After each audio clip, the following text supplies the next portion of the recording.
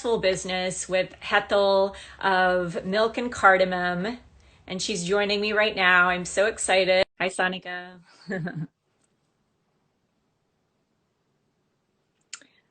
um, Ah, Hi, Hetal. How are you? good. Uh, Happy Saturday. Are you happy catching a Sat- moment in your car, your office? uh, we're going to Truckee today. Oh, So awesome. Root parked the car at a Target, took Elara inside, and was like, "You do your thing." Yeah, awesome. Have fun at Target. $200 later, they'll be Yeah, coming back with stuff you don't need, but yeah. how's it going? Good. Just been busy, busy, busy for a while, but I think like Root's like basically telling me I need to like maybe take a month off or something Yeah. in April. I totally just like drank water too fast before I got on and like put it down the wrong hole. All good. You breathe, and I'll just kind of talk. Well, I'm excited to have you on today, Hethel. You've done some amazing things on Instagram and with your content. And actually, my cousin yesterday was like, "Oh my gosh, I can't believe you're talking to her. How do you know her?" And I said, "I don't know her. I just reached out to her." But it turns out that we're neighbors also in the Bay Area. So I'm super excited about that. And I wanted to talk to you. I know you talk a lot about food and blended cultures. I love what you're doing, kind of blending Indian traditions with other Western traditions. And I think it makes it super accessible to so many cultures, which is really exciting. But you're also a businesswoman, and I'm a business reporter, and this is what I do. And so I wanted to talk to you about building a business, being a female founder. There are a lot of women out there right now. The COVID has really taken its toll on working mothers, on women. But in my research and some of the stuff that I talk about, is this is also a hugely transformative time and inspirational time for women, because we're like, I'm going to do what I want to do. This is the time. We're taking leaps of faith more than we ever have been. Entrepreneurship is up. People are, they're quitting their jobs, but they're trying to chase their dreams, maybe for the first time. And you're a really good example of someone that's transitioned from a traditional career path, followed her, taken big risks, and now is doing what you love, and you're a business person. So that's what I want to talk to you today about. And I just want to, like, let's start out by talking about how 2020 has been for you on a personal level, but also as a business person. It's been wild. I feel like so 2020 was the first time, like I think a lot of women, that I could actually focus on myself and my branding. And it was just kind of like I was forced to, right? Because my Yeah. initial bread and butter was I was getting money for doing digital marketing consulting for restaurants and like food startups here in the Bay Area. And obviously all of that kind of shut down come quarantine.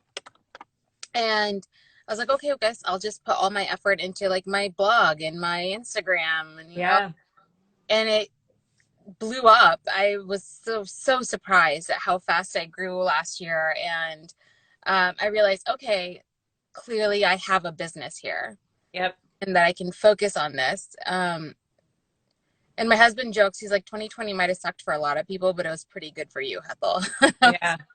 You're Oh, lucky. I know. I'm like, I have like survivor's remorse. I'm like, I don't know why, but I like was able to test Hmm. um, business ideas, um, had a built-in audience and market, which was kind of nice within Yep. my following, which gave me the confidence to start businesses because I knew that there was an audience that would help support it. Yep. I think it's much scarier for someone who starts something who doesn't have an audience, and props to them because I'm like, I didn't have the confidence to do it without the audience, to be honest. Yeah. So what comes to, let's talk about what your priorities are, and we'll talk about that. And I want to let everybody know that's watching.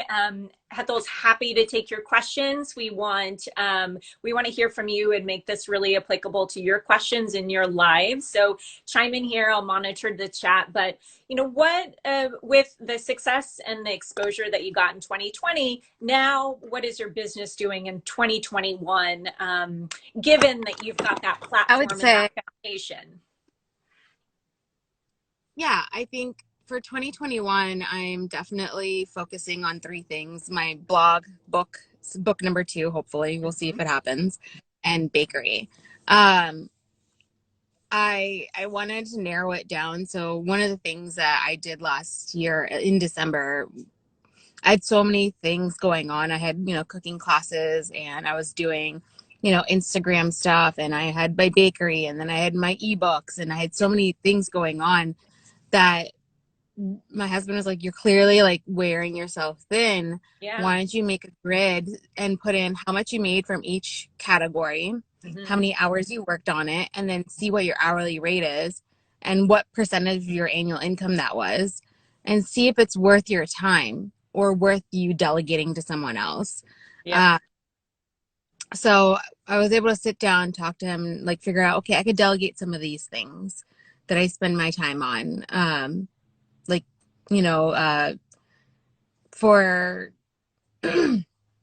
emailing, right? Like emails drive me nuts. Like if you look at my inbox, it's like 700 unread emails. It would give people, and I was like, I just need someone to manage this for me. So I found a VA to do it. So 2021 is learning to delegate, go of things, Yep. and focus on the big picture versus like the little details so that I can Yeah. expand.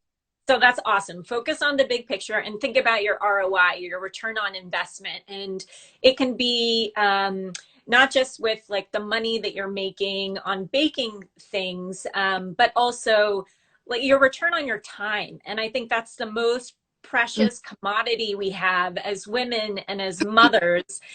So how do you start valuing your time? And especially in something like cooking and baking, which is really time intensive, right? How do you think about what the ROI is, what pricing should be, and really accounting for every input that goes into your business? So there's, I guess a two-part answer to that. So the first part is I've just learned to say no more. Yeah. It's very easy when you Hard. first to just start saying yes to everyone, right? You're like, yeah, oh, you want a cake? Yeah, yeah, yeah, I can do it. Oh, you want me to do a wedding? Yeah, yeah, yeah. And you're just like grateful that you're getting anything, right? Yeah. Uh, and then you get to a point where you like don't realize that it's not worth your time. I'm like, oh, someone wants a cake from me. Oh, it cost me $30 to rent the kitchen. Plus, I got to pay for the equipment that I'm going to be renting. Plus, I got to pay for all the other things that I need to have, the ingredients, plus my time. And they're probably like doing one cake wouldn't make sense, right? Like a one-off. Right. Um, but I realize like I always want to do it because I want to keep people happy, but I've learned to say no and just say, it's not something I can do right now. It's not in my capacity. Maybe in the future. That, When I, and that's so hard as moms, as women often is because I mean, saying yes is part of oh yeah. why you became successful, right? So how do you find that balancing act? Is it back to that grid that you came up with, like say yes to the stuff that matters? Exactly. I say yes to the stuff that matters. Hold on. I'm going to readjust my phone. Yeah, okay. Saying yes to the stuff that matters, saying yes to the stuff that's worth my time, uh, Mm-hmm. where I just have higher ROI. Like I realize I'm making a good chunk on my cookbooks, selling them. It requires very little time for me, and like it's a decent profit for me. So okay, I need to focus on marketing that. So I'll create a plan for that. But I wasn't, getting a lot for like I was doing a Instagram, right?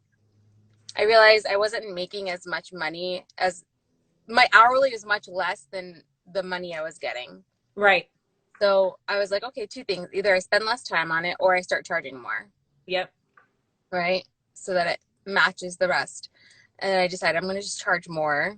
And I'm going to also delegate pieces and bits of Instagram, like social media stuff, like Pinterest and all that stuff to someone else. So So that I'm let's not. talk. I want to talk to you more about social media. We've got a question right now, which I think I can put up here.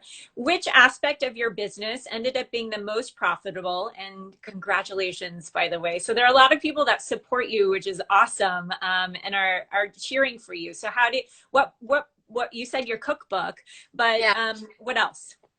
My cookbook and my cooking classes are probably the most profitable for me. I started doing Instagram lives. Then I started the cooking classes. And honestly, this is the most bootstrappy way to start it. My cousin had an unlimited Zoom account through his company. So Yeah. I create Zoom links for me for my first couple classes that I did, and I sold them. I asked people to Venmo me if they wanted to do the class, right? Yeah. So people would email me, Venmo me the money. I would send them a Zoom link that my cousin created, and that's how I did it. And then I felt bad that I was mooching off my cousin. So I was like, okay, I'll try Google Meet because that's free. And Yeah. it was a terrible experience for my, like, for the class. It was just cutting out. It wasn't a good, like, it just wasn't good quality. So I realized, oh, I'm making enough money for classes that I can pay for Zoom now. It's like only $20 a month. Totally. So at that point, I'm like, all right, whatever. I'm just going to buy Zoom. And then I was like, oh, you know what? And let me, like, it's really hard for me to keep track of payments via Venmo because, like, it's different groups and it was a lot of people. I'm just going to, suck it up and pay for Shopify too while I'm at it.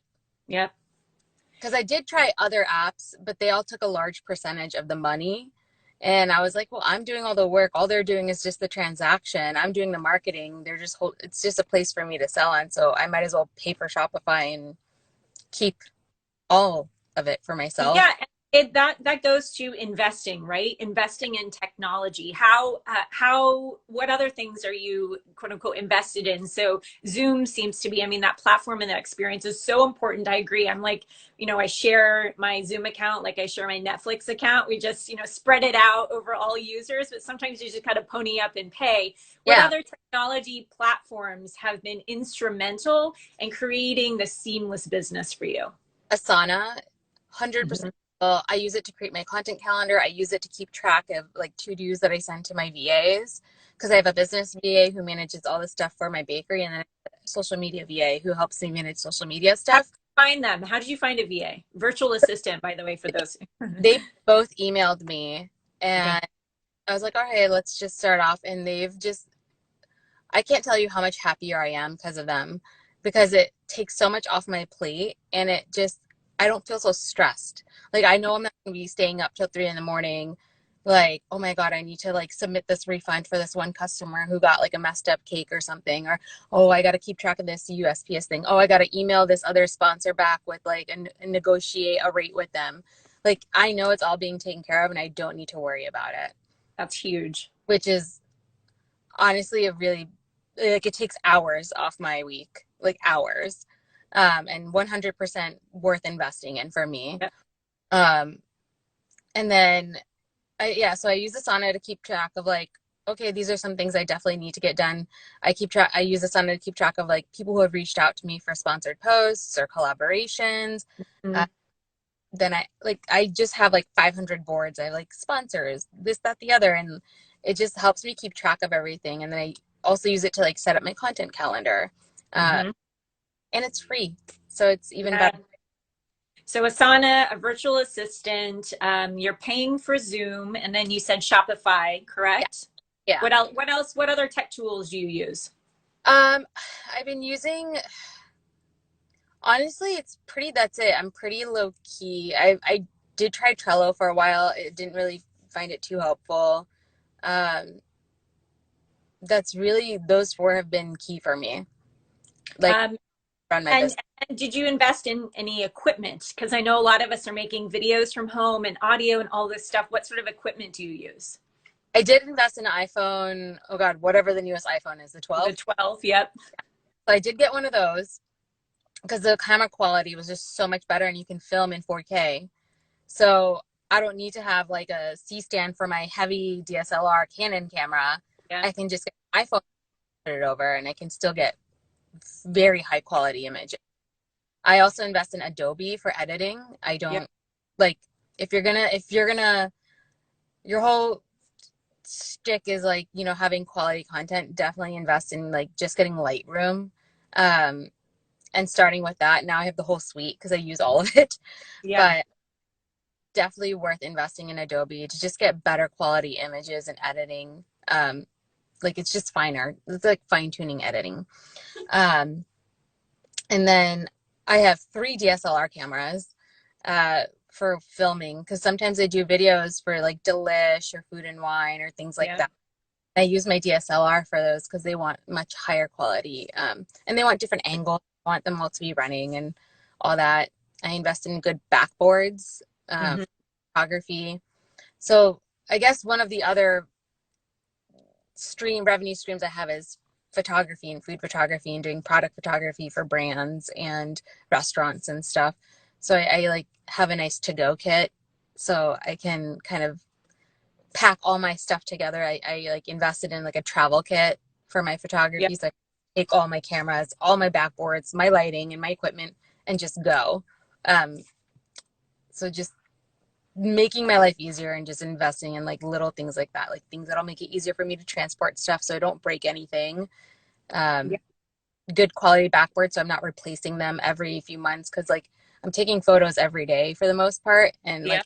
like those backboards get pretty beat up, so having a good quality one is very important. um, Honestly, if you're starting you could totally just do it, use an iPhone 12 and call it a day. Yeah. I think this is so helpful, by the way. It's like this is what people need to know is we don't see this stuff on the back end and you make it look so easy and beautiful. And it's like, oh, who's doing this? Do you have a team? Are you doing it? And these small little things I think are so empowering to the business owners out there and entrepreneurs. And I just want to remind everyone, Hetal is here to take your questions. So continue to chime in. And I want to ask you, I want to kind of backtrack a little bit. You said, 2020 was an amazing year for you, but you had a platform. So let's talk about social media and the building a platform. And everybody wants to amass the followers that you have. How do you kind of get there? Is having that platform a goal in and of itself, or does it come with, it's a chicken and egg problem, right? Do you create the content and they will come, or how do you get to that scale that brings in the revenue, right? Because that's the Yeah. goal for everybody. So it took me 6 years to get to 75,000 or 76,000 now. Mm-hmm. It was definitely not overnight. It was definitely not like something went viral and all of a sudden. I am not a fan of virality because I feel like that if you have a business can really mess your business up because you got to scale super fast and that's how things break. Yep. I'm a big fan of slow growth so that you can create a sustainable business.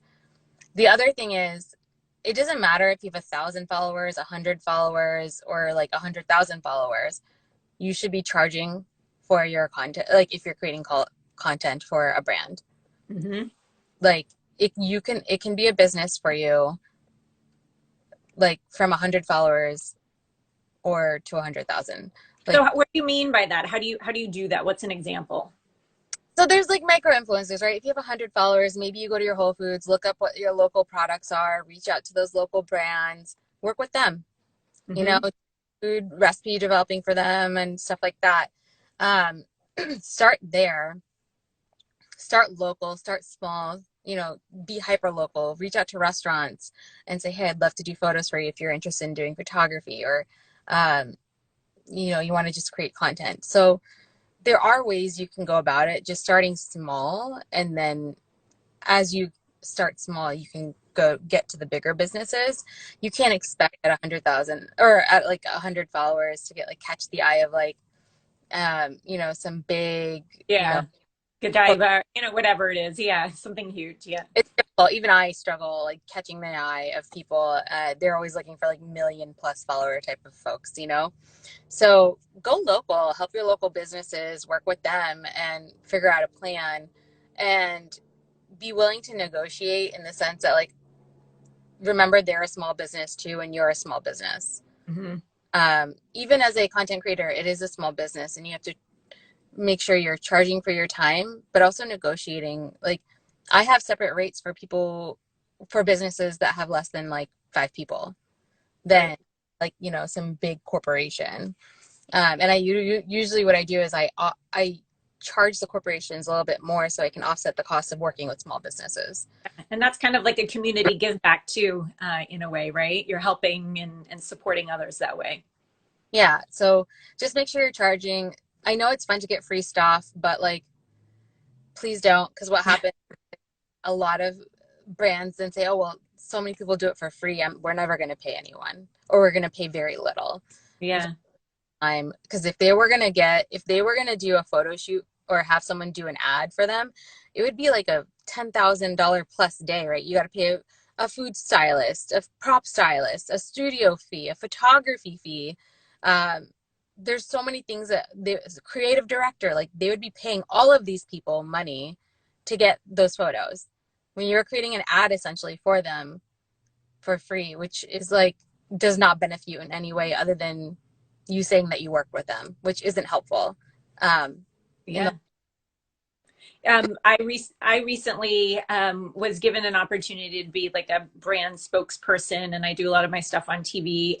But it was for a brand and a product that, like, I could not relate to. I cannot identify with, but it was like, oh, it's good money, and it would give me good exposure. But like, I felt like I would feel like a fraud doing these things. I mean, how do you know what to say no to? Because to your point, saying no is important, but that brand authenticity also matters. So how do you say yes, yet then say yeah. no to certain things that don't fit? Uh, I say no a lot to brands. What I do is I've created specific things that I will look for in my brands. I want brands that, if it's an Indian food, I want it, or Indian product, it Mm-hmm. has to be Indian owned. Yeah. I talk about, cultural appropriation when it comes to Indian food quite often, Yeah. and it's not in me to work for a brand that's selling Indian food with no owner or board that's South Asian descent. Awesome. Let's talk about that, because I think that I'm totally on board with that. And I think that that's something that is a new theme in our culture, is like kind of owning our stuff. Like Mm-hmm. I had gone to a yoga class in San Diego. This was like 2 years ago, and there was an Indian woman who was like the teacher, and I was like, this is the first time in my life I've seen an Indian woman, and I'm like, no, like, what have we been like? This is, it's not ours, right? But it's kind of like, this is our heritage and our tradition, and that was a wake up call for me, that I was like, we need to kind of own our stuff. How has that played a part in what you've been doing with even just getting your food out there, right? I talked about the cultural connection, and us as maybe first or second generation or third, depending upon how you look at it, like getting reconnected to our ties. What does that mean Yeah. to you? For me, it means supporting people who have started businesses uh, based off of the culture. So, like, if I'm going to talk about a chai brand, I'm going to talk about One Stripe Chai. Like, Farah, like she is, Indian descent, makes chai. Like, I'm going to support her versus Yeah.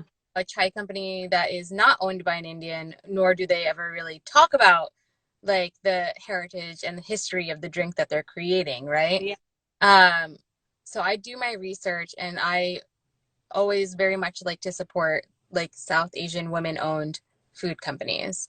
Um, Diaspora Co is one for spices, Malai for ice cream. Um, like you'll see a lot of, so I go to Fancy Food Show every year. It's like a expo for food companies. It's in SF and in New York every year. Um, and I would walk around and I would see so many Lotus Pops companies. And like I would say 90% of them were not owned by Indians or South Asian people in general. And I was like, huh. And they would have Indian names. That's a funny thing. Like the name of the product would have They something. did their research. Yeah. Yeah. And I'm like, interesting.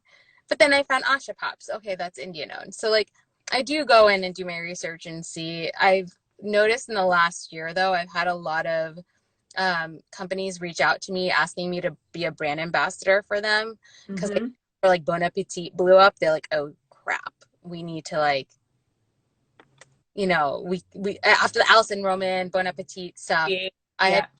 reached out and be like, would you be our brand ambassador? I'm like, no, I'm not gonna like be your brand ambassador to legitimize your product. Yeah. And obviously I say it in a much nicer way and more professional way, but like I think they're supporting and sharing those businesses is like the least I can do.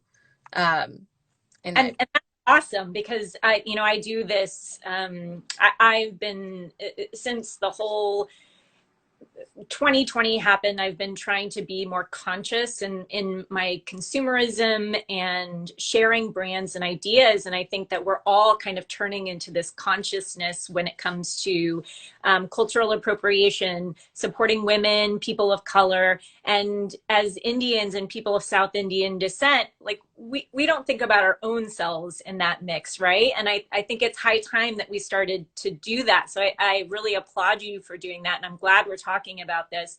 And I just want to read a couple more comments that we have here. The new Saniban, who's actually my cousin, my other cousin, she's a female entrepreneur in Southern California. And she says, as an entrepreneur, I really appreciate this information. I'm already thinking about how to relate this information in my business. Sappins, one asks, how do you decide what your brand was going to be? That's a great question because brands evolve, right? So I imagine you started out as something and you're continuing to change almost every day, but you got to start somewhere. So how do you start with the branding concept? so when I first started Milk and Cardamom, which was when I first even thought about branding, was right when I ended MasterChef. And I actually was like, okay, I obviously am vegetarian. That was a big part of my branding while I was on the show. So I did vegetarian dishes, and I baked a lot. So I was like, okay, those are the two things I'm going to fall into. Um, and I only just started with that. That was the basis. I mean, if you look at the food I created early on in my blog, it is all over the place. I mean, you'll see like Korean, Japanese, Vietnamese, Indian, Italian. Like I go Yeah, all. There's no like, you know, rhyme or reason. Yeah. anything. Um, and then I started surveying my audience, and I just asked them, hey, the one I would see on my Instagram, I use analytics to see like what's being engaged with most and what's speaking to people. Um, and then double down on that type of content. And then also surveying my audience, like, hey, why are you coming to my page? Is it for Mhm. entertainment, inspiration, aspiration, education? You know, and I found out that people are coming for mostly inspiration and education. I'm like, Mhm. make videos that I could teach you now. So you'll see over time, I started doing more videos for every recipe. I started doing less recipes so that I could create videos for every recipe I put out. So instead of putting out like 5 or 6 recipes a month, I maybe put out 2 or 3, but they all have videos that go with it. They all have like Yeah. explanations and everything that go with it. So it helped me kind of narrow down the type of content I should be creating. And I realized my brand is educating.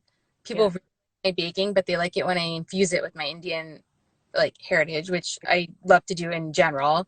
Yeah. Uh, and they like my Indian American perspective, um, where like I am not 100% American and I'm not 100% Indian, you know, and I straddle the fence. Both colors. Yeah, and sometimes I'm leaning one way and sometimes I'm Yeah. leaning the other way, and that's Yeah. okay. Uh, And so it comes down to data, right? And that's something that is not right. So sexy as an entrepreneur, and you think like, no, I'm here to create food and do what my mission is, but data and that analytics and really what it is market research. So how can one figure out what tools did you use on Instagram or in other places that gave you that insight? I mean, how do you ask people like, why do you like me? Why do you come to me? I mean, do you just send out like, how can we do that as business owners?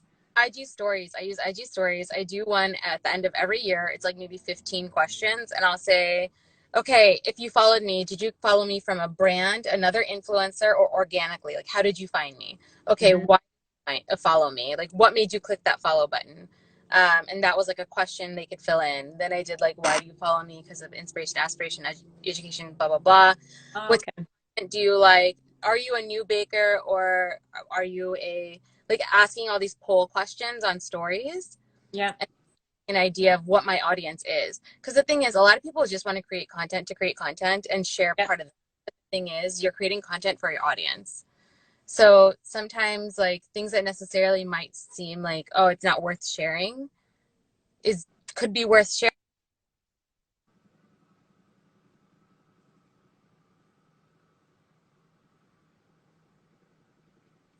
I'm not sure if it's my signal or a Hetal signal, but we'll just keep going. So she was just talking about using market research and data to get feedback from people. And she said that she does it on Instagram stories, which is amazing.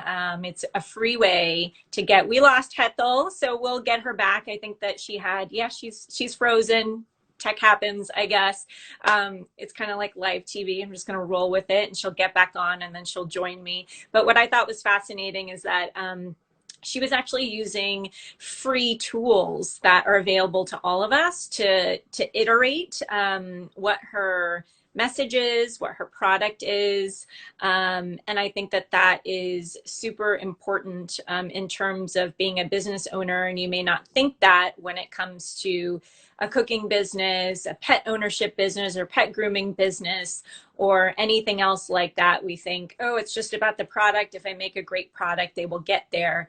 But actually it takes a whole lot more than that. And I just wanted to chime in and read some of the comments we've been getting. Such a helpful discussion, great questions. Thank you for being so transparent and sharing your experience with everyone.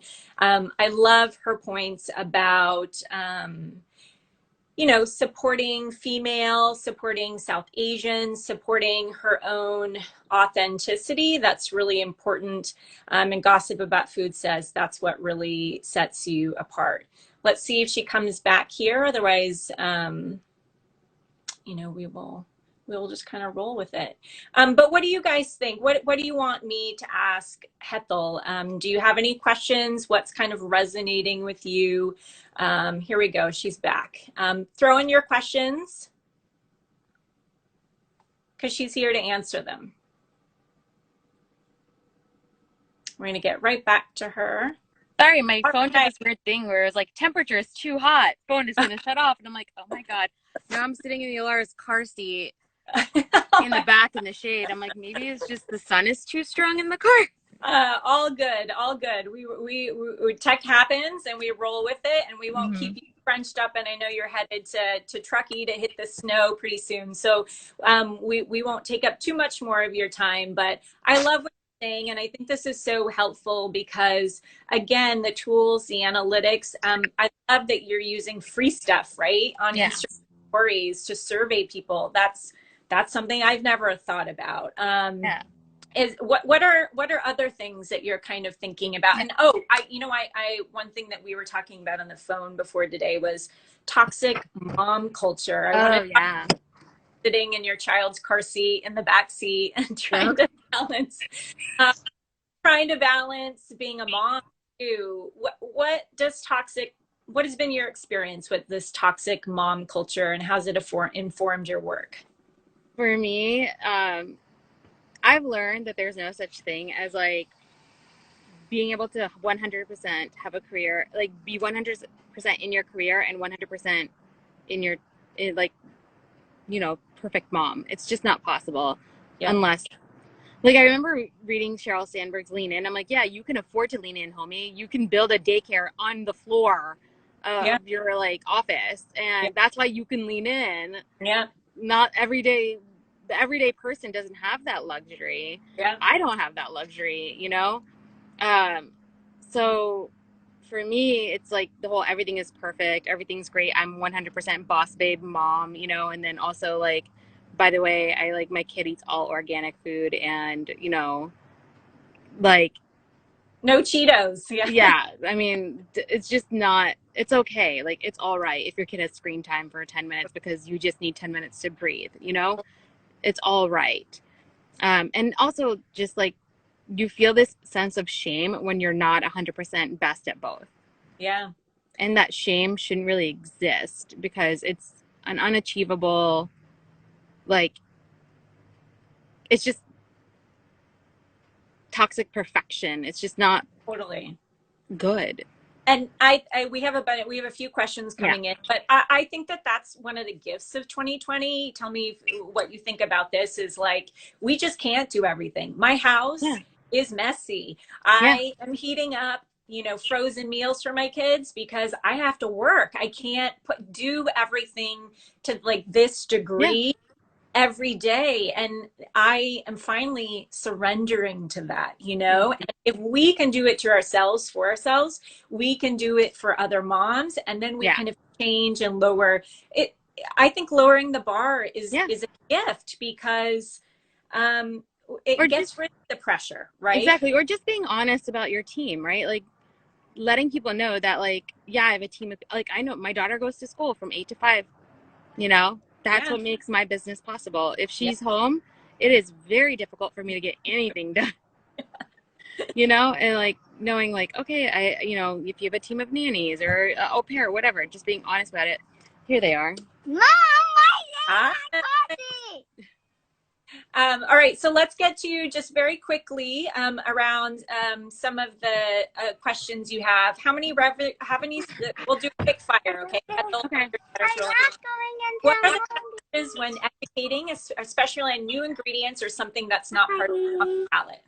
So one of the things that the challenges is like finding ingredients or letting people know where they can buy it. I got my own sanitizer, Mom. Oh, wonderful. So letting people know where they can find it, and also letting people know like what are different ways to use it, because no one's going to buy one ingredient just for one specific recipe. They want to know like how can I incorporate this into my kitchen life. Like no one's going to buy a tub of gochujang and then use it for one recipe. They want to know like what are other ways to include it. So I would say if you're going to introduce a new ingredient, make a list of different ways people can utilize it in their normal everyday, you know, cooking. Two more questions.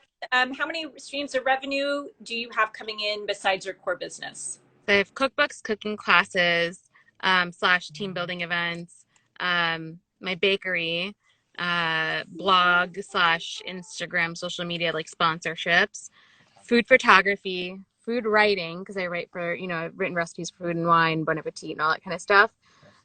Recipe development for startups and brands. I think that's it, right? Maybe public speaking, or you Oh probably yeah. yeah. Public speaking and Yeah. panel, like doing panels and stuff like that. So that's probably 7 or 8, right? Yeah, it's quite a lot. And then lastly, we'll let you end with what excites you most about your job? The fact that I get to make my own hours, and the fact that I can take it where I want. I can shut down things that don't bring me joy or delegate it, and I can work on things at my pace so that I don't feel overwhelmed. Amazing. Hetal, thank you so much for your time today. Thank you for rolling in the front and the back car seat. That's a life of momming in 2021. Yep. And thank you for supporting me. Thank you, like you're supporting women. Thank you for supporting me and my you. platform and what I'm trying to do. So I appreciate that you're doing that in this conversation. And I hope everybody has learned something. I know certainly I have. And I look forward to meeting you in person in a neighborhood park and bring kids one day and meet up in person. And certainly with all the work that you're doing, I'll be in one of your cooking classes too. Yes, I would love that. Thank you so much, Shibani.